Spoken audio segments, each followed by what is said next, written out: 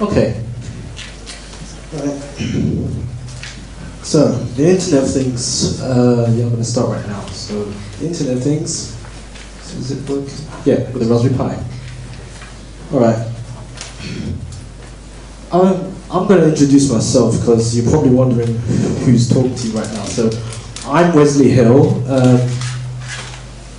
and this is my, you can find me on Twitter at Hakerbyte.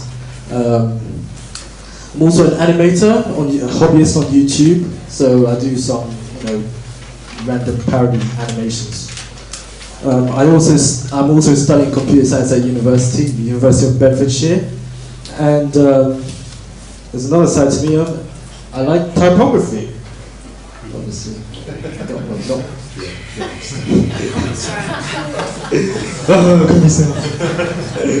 Anyway, so what is the Internet of Things? Well, okay. So what is the Internet of Things? Well, it's a concept where physical everyday objects or devices are connected to the internet. So this could be like anything, like, well, probably this, or, well, in this case we'll use an internet-connected fridge. Well, that's the best example. So you're probably wondering why?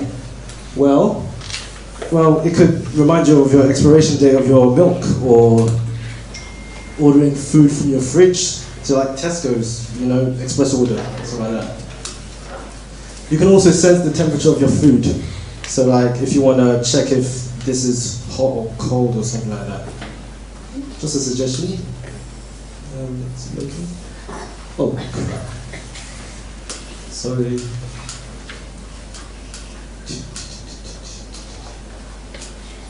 Yeah, you could possibly connect anything to the internet. So, anything. Oh, yeah, look at that. So, anyway, I'm going to go right onto the Internet of Things examples. So, here we have something that we've just seen on CES this year, Sense Mother. So, it's got some things called motion cookies, which are actually just small pieces of sensors which attach to anything, which can tell you if your child has been to school or is chewing ting, or if nobody's actually brushed their teeth or something like that. And we've got the little printer which I have in front of me right here, and more on that later. And we've got one of my favorites, good night lamp. So what this does is it's actually a how can I describe this? A house of houses. So there's a lamp in one part of a country, and it can actually tell you if your relative is asleep or not. You know what I mean? It will just dim. It will just go dark according to the time zone, or go up if he's awake or not. So yeah. But what does this have to do with a Raspberry Pi? That's the question.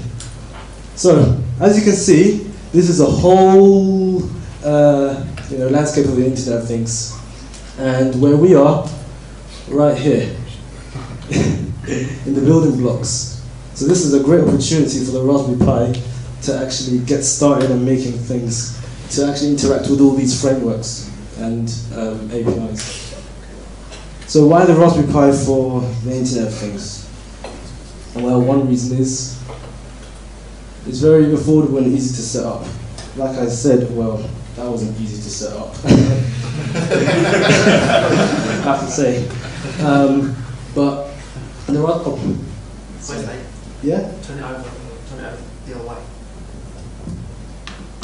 Put it over. No, sorry. Turn the mic on. That's it, like that. Oh, okay. Much more easy. Anyway, the Raspberry Pi is more easier to set up than if I want to put on a component like some Internet of Things component. I could just attach it onto the GPIO without soldering. More on that later. It could also be used as a bridge between your thing and the internet. So what I mean by this is that you can actually have your Raspberry Pi as a base station, so that you can connect your things central to the Raspberry Pi. And there's also community Internet of Things projects based on the Raspberry Pi. So for instance, I'm pretty sure you've all seen this internet-connected microwave. Have you? Okay, my mistake then. Well, it's on YouTube, so it's on, I think I saw it on the Raspberry Pi archive, so you can just click the link on the archive, search Internet of Things, and this should pop up. It's really amazing. Really amazing. Anyway, and there was this thing that Wesley Geeks made about two Raspberry Pis connecting to each other and talking to each other. I think that was really cool as well. And also we've got Adafruit's internet-connected printer. It's much more similar to this one. And also I find it fun because, I mean, who wouldn't want to see devices connected and talking to each other? And this really inspired me to actually create something which was mind-boggling and really bizarre. I call it Tweemote. Tweemote is a program that connects your Wiimote to Twitter. So if you see me in the demos, you probably have seen it already. But Tweemote reacts when a new tweet comes from your timeline, and if a hashtag is tweeted, so for instance like hashtag CamJam. So there's a picture of it in action. Also, I have to point out, it was initially written in C, for those of you who are system level programs, but I had to rewrite it in Python because it was much more easier. And I was working below code which I couldn't even read myself. Oh yeah, this code is also open source on GitHub, so you can just search on GitHub Tweemote and it will probably come up as well, so lots of stuff on it. So this is how Tweemote works. You've got a Wiimote at the corner over there, and you've got the Raspberry Pi connecting through using the Bluetooth connection with a Bluetooth adapter attached, of course.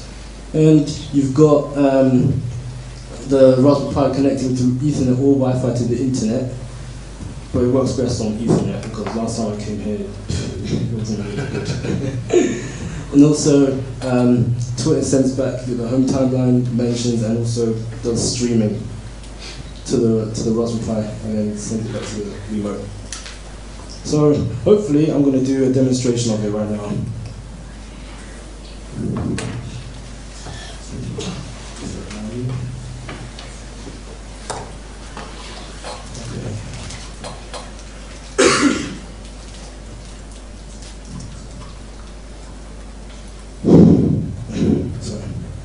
Oops, easy.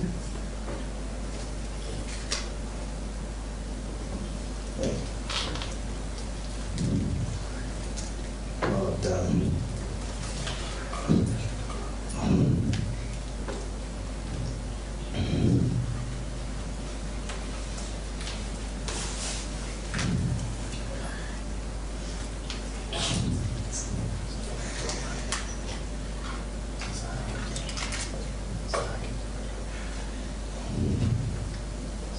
Sorry, I don't have internet of it, but I can probably do it on my phone if I'm not careful.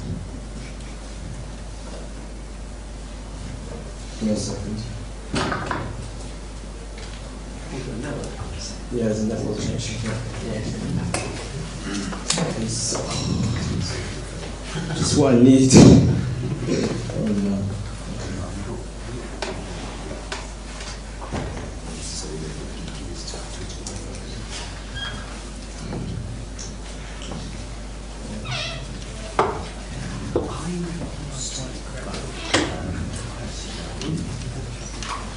So give me a second, guys. If it plugs in.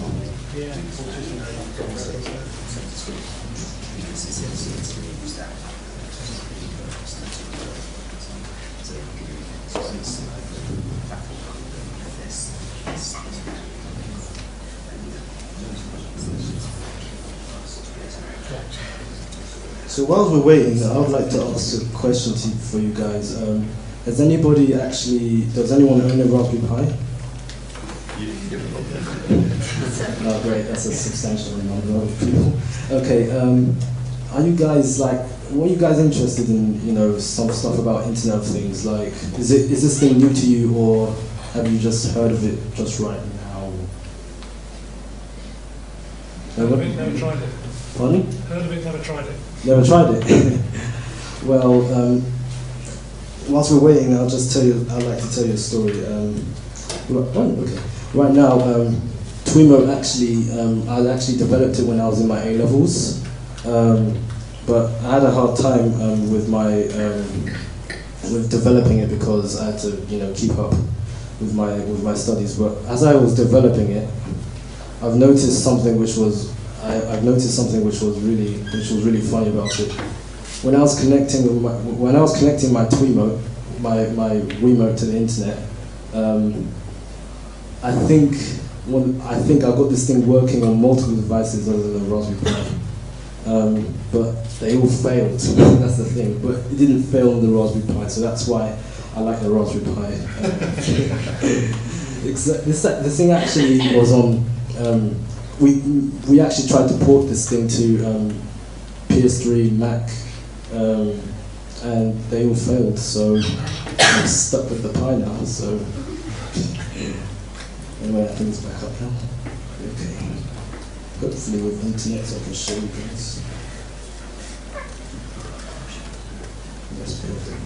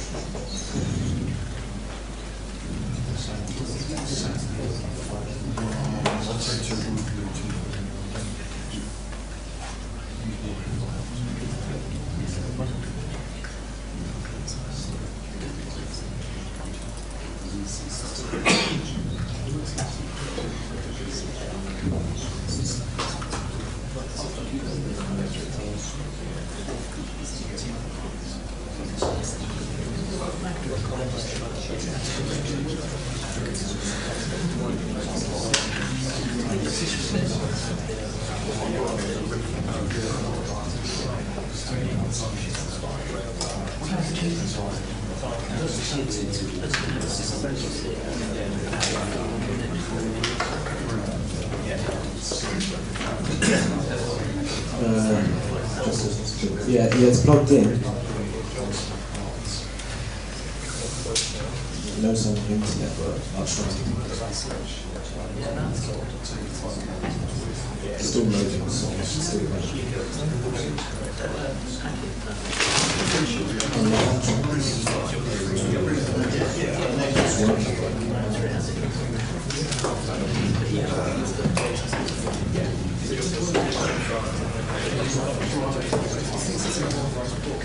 Stream file green. I'm using this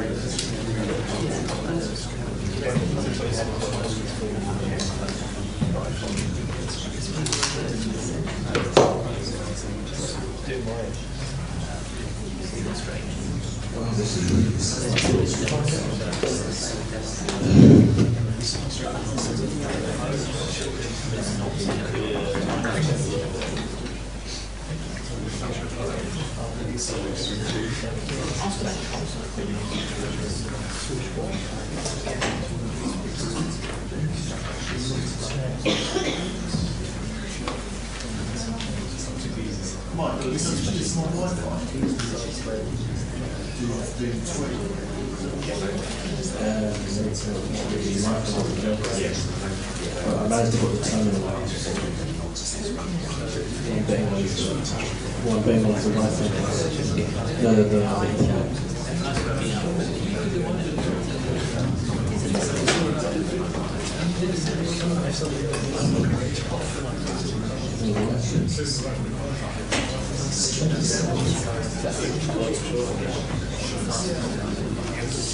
I think we're on the internet now. It works, but it's really slow. It's really slow. Yeah, I think we're on the internet now. Yeah. What?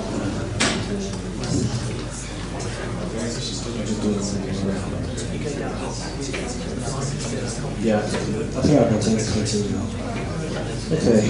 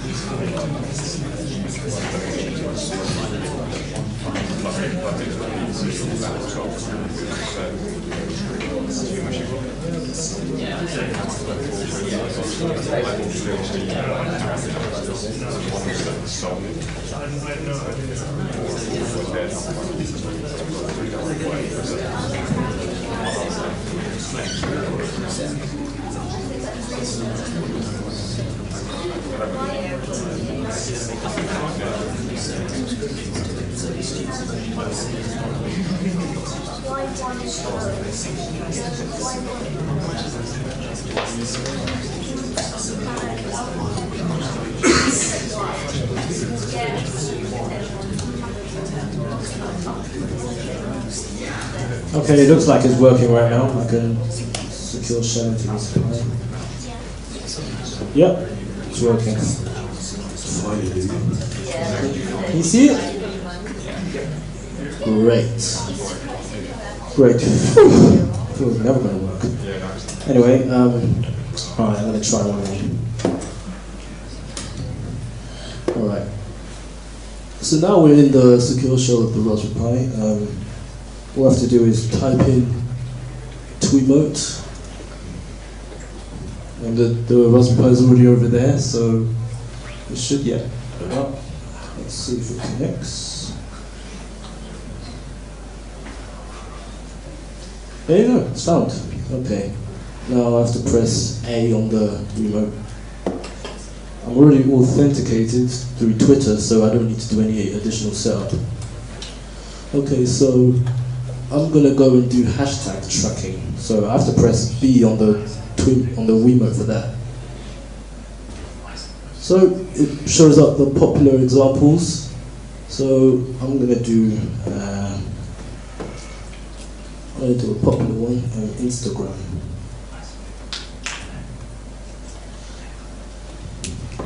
And I'm pretty sure that, okay, I'll just show it to you if it works.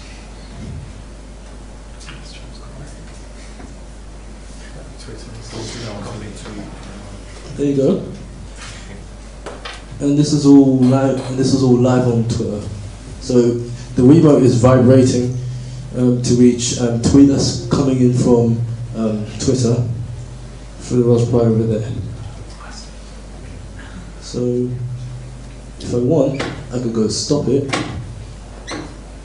If I do that, I enter hashtag tracking, and then because I'm gonna go try and do 2 Wiimotes, I'm gonna do some more examples.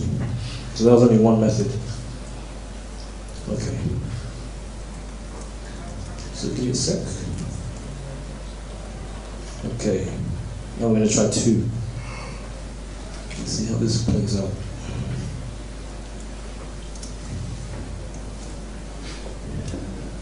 So I have to connect one first. Hopefully they'll go through. Great. And do the same thing here. See if it works.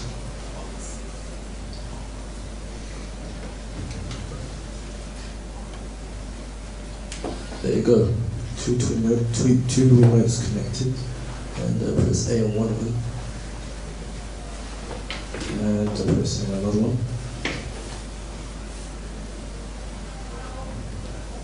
So you can see that the Raspberry Pi can handle 2 Wiimotes at the same time.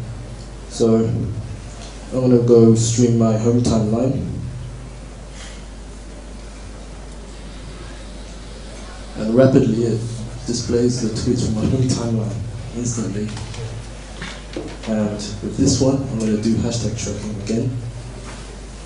And okay, I'm going to do something crazy. Alright, I'm going to do the hashtag CamJam, and I want some of you to tweet it. So let's see if it'll come up. So, okay. Remember, anything can go wrong? Okay. Yeah. CamJam. Tracking CamJam. So if you guys got Twitter, so you could try to tweet it, yeah, right there.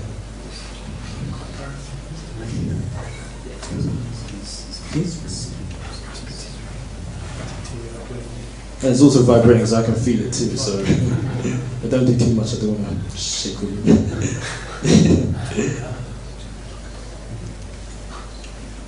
Yeah. Looks perfect. So as you can see, oh god, another vibration. So as you can see, the Raspberry Pi is connecting to the internet, but also is connecting through Bluetooth to both of the remotes, as you can see here. Alright, I think now because I just wasted time setting it up, I might have to stop it. So let's see here. I'll just stop it for now and move on to the next slide. Or should I just leave it here? Sorry? Okay.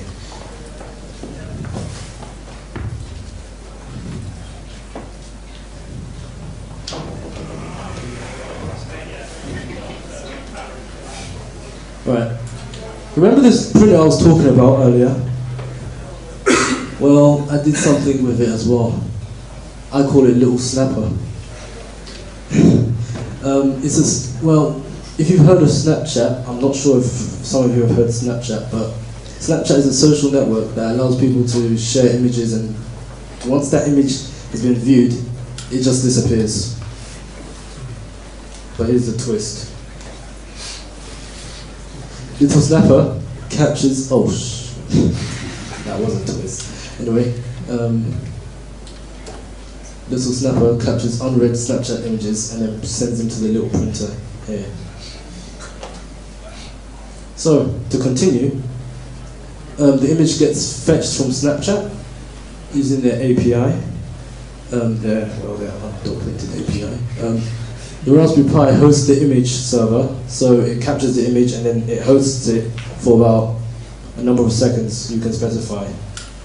And the little printer takes some time to pass the image, so it is actually calculating the image.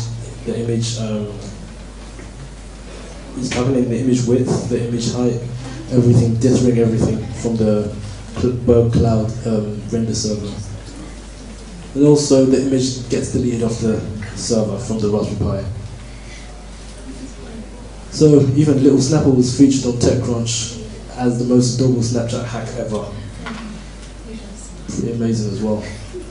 So this is how Little Snapper works. It's quite, I would say, a bit complicated. Well, I get the Snapchat picture via its API to the Raspberry Pi. Then I host a web server on the Raspberry Pi through a service called ngrok, which securely exposes the Raspberry Pi's port. And then, at the same time, the Raspberry Pi sends the command for the image to the Berg Cloud, which is the service that the Little Snapper is connected to. And the Berg Cloud pulls my web server's address, which is hosted the image, and then sends it to the Berg Cloud bridge, then to the printer. So, I'm going to give you a demonstration of this. Hopefully it will work. Just give me a second.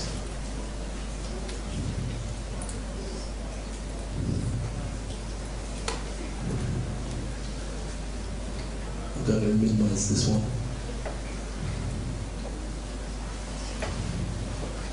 Okay.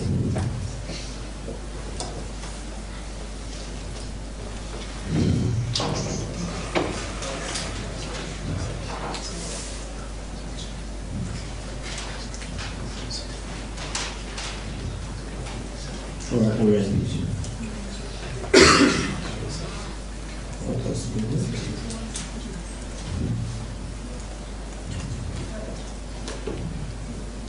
Okay.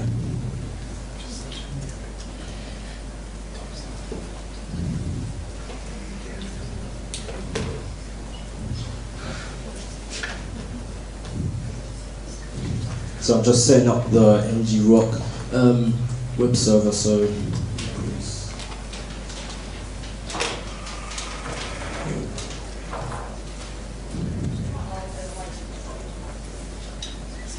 I'm going to set the subdomain to little snapper. Is this what we call it? Snapper. Okay, and I'm going to expose the port 80. Hopefully that should work. There you go. Alright, moment of truth. Sorry. Okay, there we do. PHP. This thing's written in PHP, by the way, so hopefully it should grab the image. There we go. Fetching the image, and you can see the HTTP request right over there. So, if I can show you, I should print out what's coming out the printer. I hope.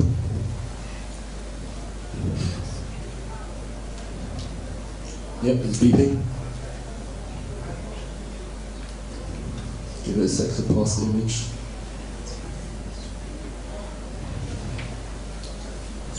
Remember, this image is from Snapchat.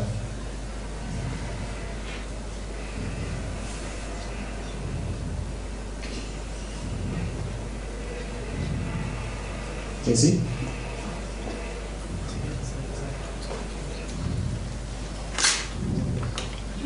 There you have it. An image from Snapchat called The Ghost.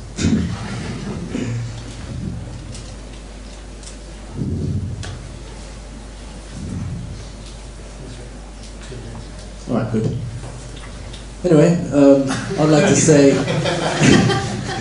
I tried to add additional features to the little printer, the service little snapper, but I ended up, doing a cron job fail.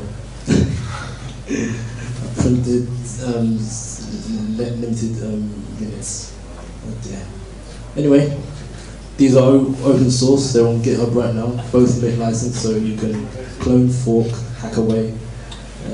Try not to break Snapchat though. Anyway, any questions? Yes? Could you talk a little bit more about the Snapchat API? Because obviously they wouldn't really want that happening, obviously. Is it not encrypted in any way? Or I mean, I don't know. I'm not an expert at all. I'm just interested in how. Oh, okay. There was a leak called I think Gibson Sec leaked something. There was a whole document about Snapchat, and basically most people would probably go there and actually see all the endpoints for the APIs. So if you just search gibsonsec.org, they got a disclosure of Snapchat's API, and how to generate request tokens, how to send requests. And also, I would like to add that recently there was something called, I think Snapchat made something called Capture. It was Snapchat, that's what they said, but I spent about some days getting into it and breaking it. So I've actually got a blog post on me, documenting that API as well. So I broke Snapchat, so along with other people. Any other questions? No? Okay. So thank you for watching. Sorry about the technical difficulties.